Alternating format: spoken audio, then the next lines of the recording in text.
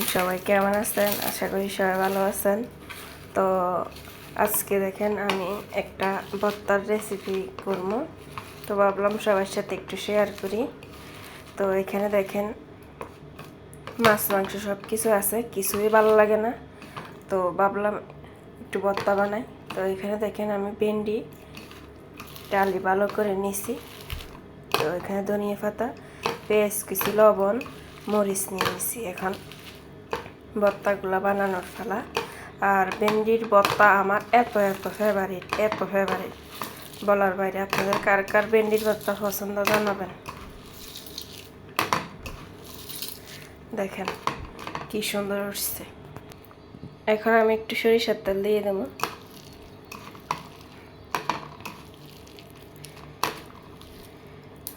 দেখেন আমার ভর্তাটা রেডি হয়ে গেছে। এখন একটু ট্রাই করে দেখি কিরকম হয়েছে।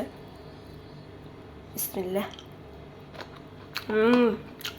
সত্যি ভাইয়ের আপুর এত মজা হচ্ছে বলার বাইরে।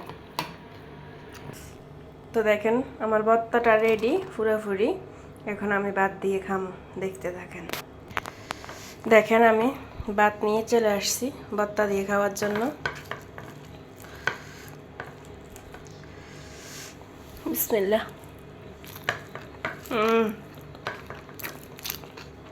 এত মজা লাগতেছে। আমি কিন্তু ফান্তা ভাত দিয়ে খাইতেছি অনেকদিন পরে।